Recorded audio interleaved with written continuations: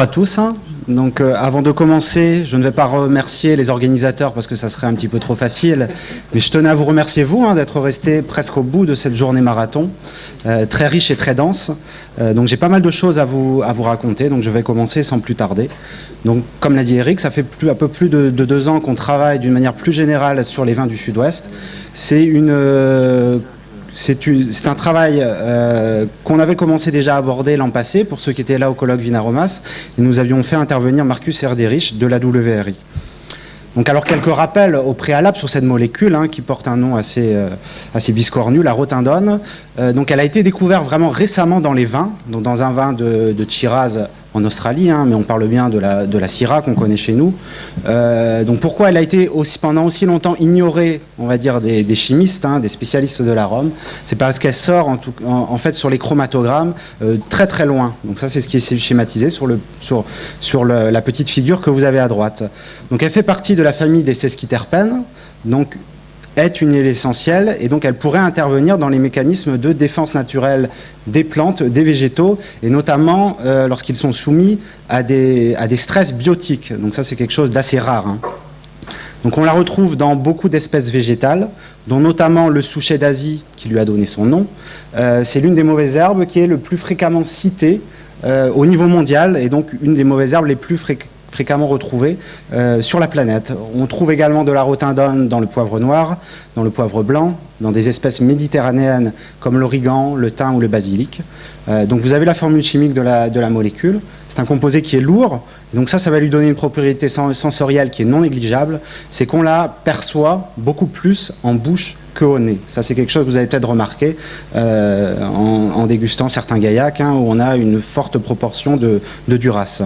Donc elle a un seuil de perception qui est très faible, 8 nanogrammes dans l'eau et 16 dans le vin. Et autre particularité sensorielle, c'est qu'il y a 20% d'anosmie à cette molécule.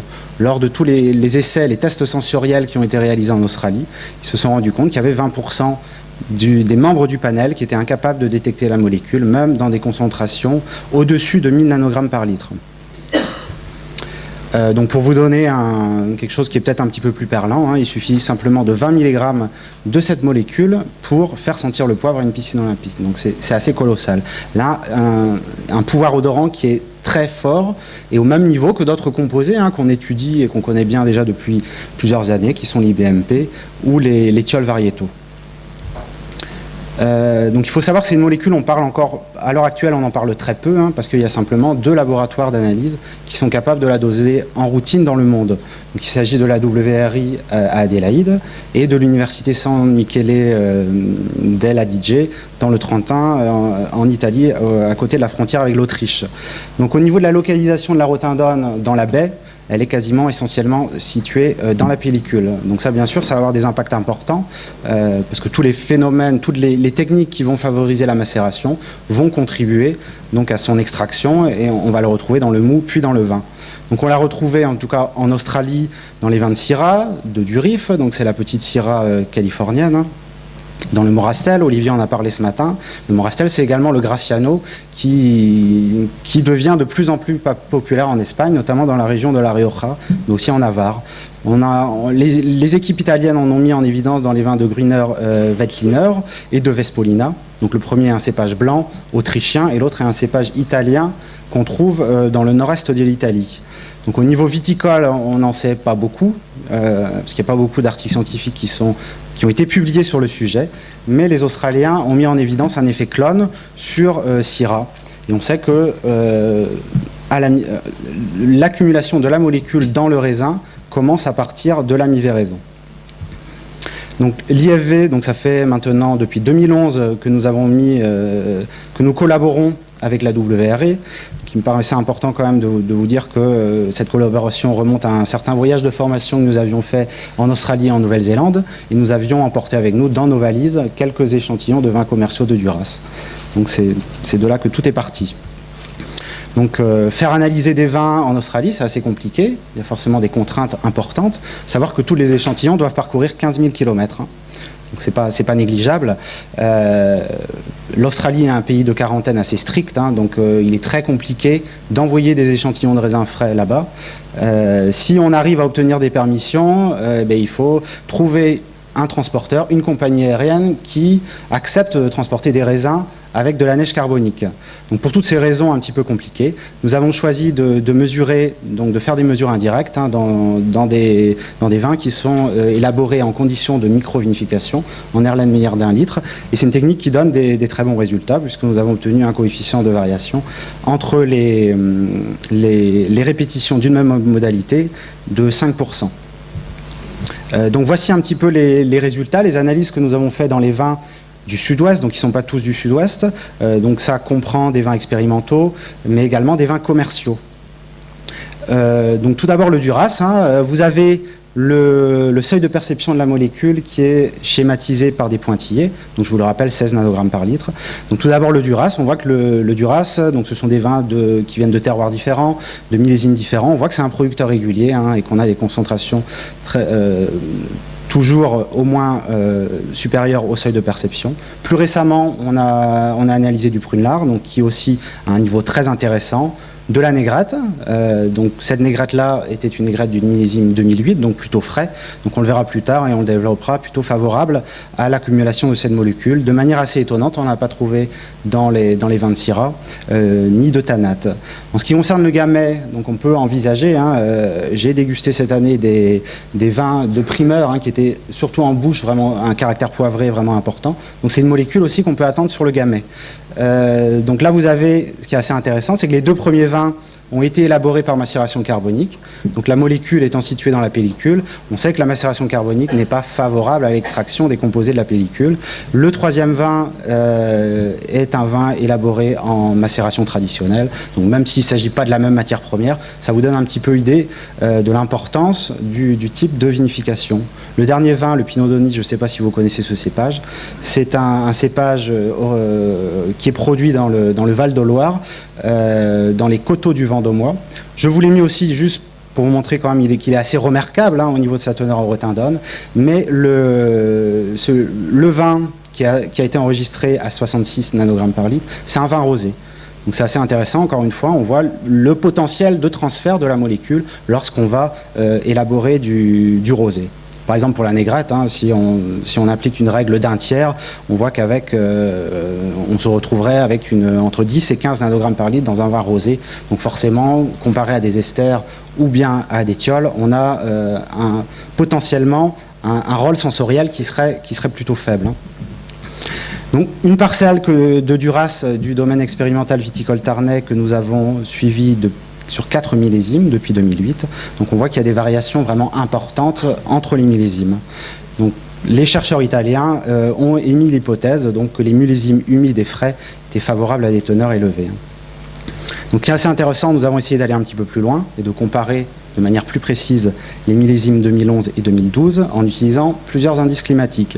Ils sont particulièrement intéressants parce qu'on voit que le millésime 2011 où on a les teneurs les plus importantes, on a un millésime qui en fait est plus chaud, que ce soit à la fois sur l'ensemble de la période végétative de la vigne, grâce à l'indice du Glin, ou aussi sur la période mi-véraison-récolte, qui semble être la période clé quand on parle de rotindone. C'est vraiment en fin de cycle que tout se joue. A contrario, on voit que le millésime 2012, qui a les teneurs les plus faibles, la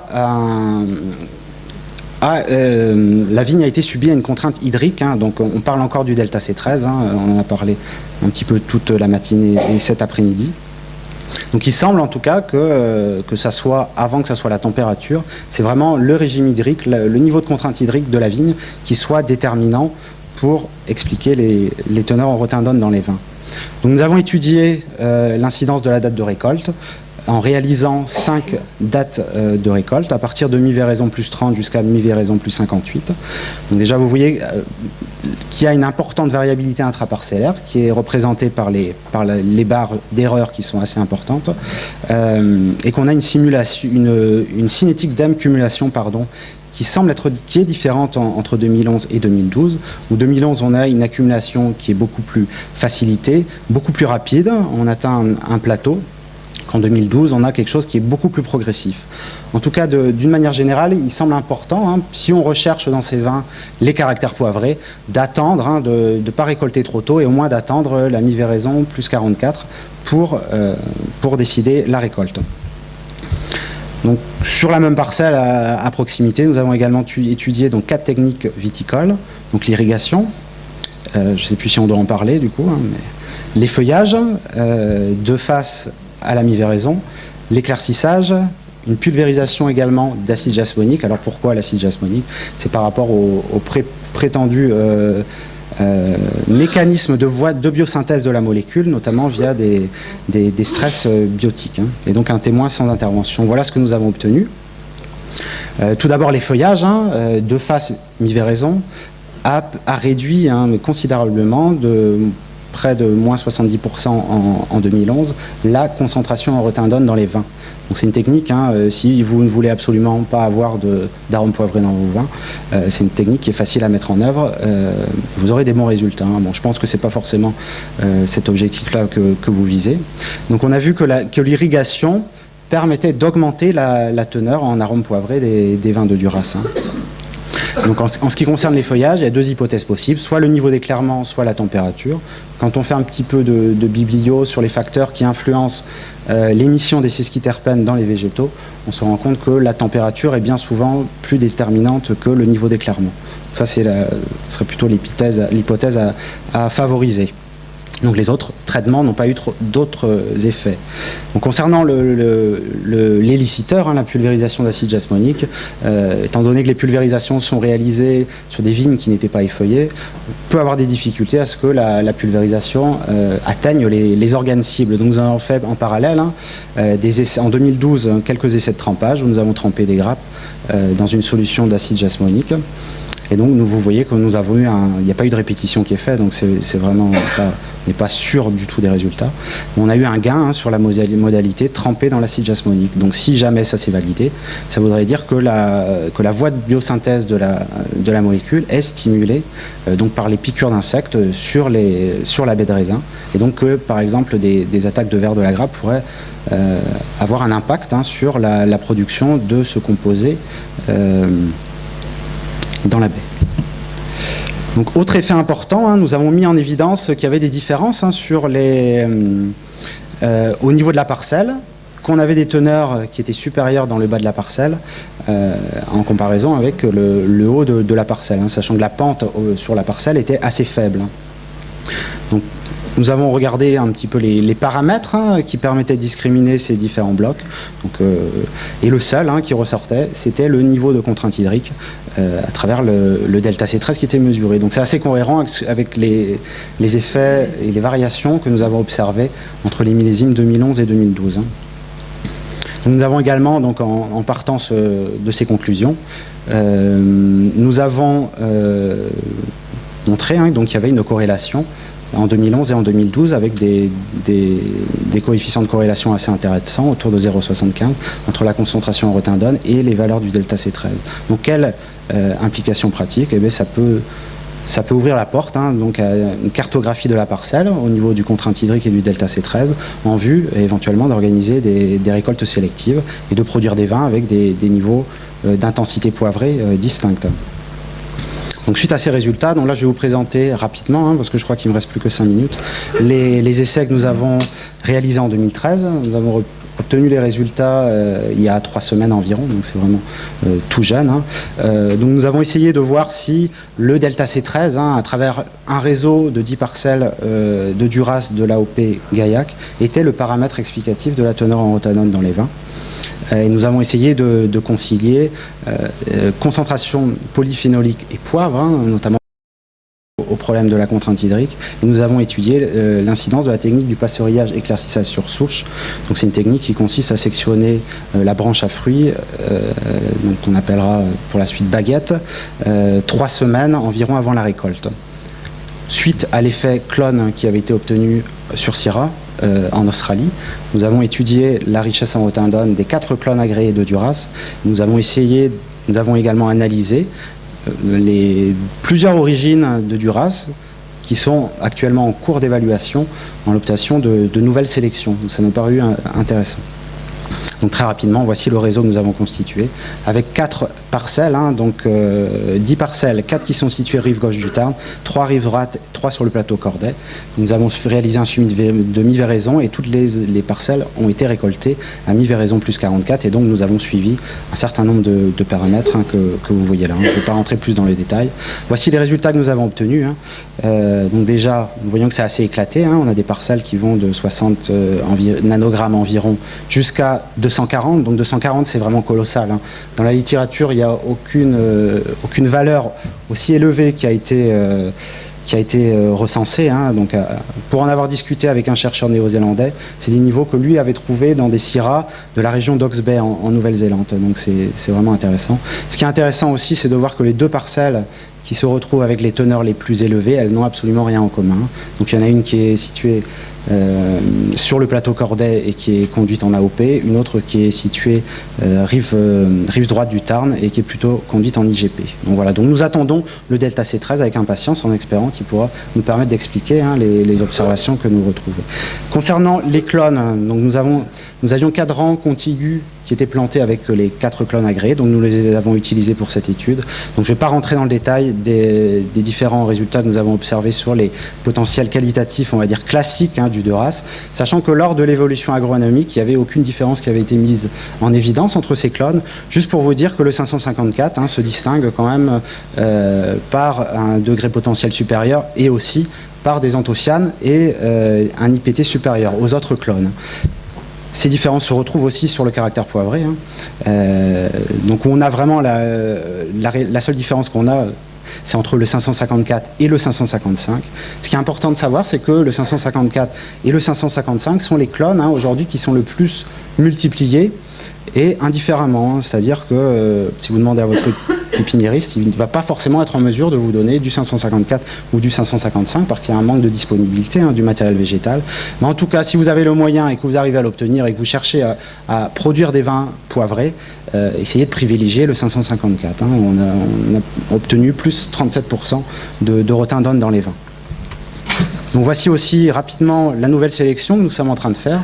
Donc ce sont des vins du millésime 2012. Alors ce qui est très encourageant, c'est qu'on voit que le 554, qui est le clone parmi ceux qui sont agréés, qui possèdent la concentration la plus forte, est dans cette nouvelle évaluation que nous sommes en train de faire, celui qui a la concentration la plus faible. Donc c'est assez intéressant et je pense que dans un proche avenir, nous serons en mesure de proposer, de sélectionner un nouveau clone qui contribuera à l'expression des arômes poivrés dans les vins. Rapidement, technique du passerillage éclaircissage sur chousse, donc je ne vais pas rentrer dans le détail. Je ne sais pas si vous êtes tous familiarisés avec cette technique, mais juste pour vous dire que cette année, elle a moyennement marché, donc c'est dû donc aux conditions vraiment particulières de ce millésime. Après presque 3 semaines de passerillage, nous avons simplement obtenu un gain de 0,5% et une perte de récolte de moins 18%, alors que d'habitude on est plutôt autour de 30%. Donc autre phénomène intéressant à signaler, qu'on n'avait pas de différence significative sur l'attaque du botrytis. Donc au niveau de la concentration en rotindone, on voit que la technique du passerillage, sur au moins la fraction baguette, donc c'est la fraction qui est passerillée, a entraîné une légère baisse du potentiel en rotindone des vins, alors que le courson, l'accumulation de la rotindone sur le courson a été favorisée. Donc elle pénalise légèrement, mais là je vous ai remis donc le graphique que vous avez en bas à droite, qui vous rappelle un petit peu la concentration aux différentes étapes de la maturation. Donc on voit qu'à mi-véraison plus 30, les teneurs étaient vraiment très faibles en 2011 et en 2012, et qu'au moment où il y a eu la récolte, c'était important. Donc ça suggère vraiment que le PES ne va pas complètement bloquer, mais va juste freiner, ce qui est plutôt encourageant. Alors, qu'est-ce que nous allons faire par la suite ? Déjà, nous allons essayer de confirmer les résultats que nous avons obtenus en 2014. Et donc, éventuellement, nous allons travailler sur l'établissement de cartes de delta C13 sur une parcelle. Grâce à la viticulture de précision, nous allons utiliser l'imagerie aérienne dans un but d'organiser des récoltes sélectives. Donc, les résultats que nous avons eus sur PES, ça peut vous paraître un petit peu déconnecté, mais on peut envisager de mettre en œuvre des systèmes qui considéraient qui consisterait à irriguer, on va dire, précocement la vigne, hein, donc justement pour avoir au début de la véraison un niveau de contrainte hydrique plutôt faible, et ensuite, hein, donc pour compenser l'augmentation de volume et la diminution du rapport feuilles-fruits qu'on aurait eu par l'irrigation, on peut essayer d'envisager de mettre en place la technique du passereillage éclaircissage sur souche. Donc il reste aussi tout un d'autres volets à explorer, hein, comme les essais œnologiques, l'étude consommateur. Hein. Donc on est vraiment au début. Donc, voilà.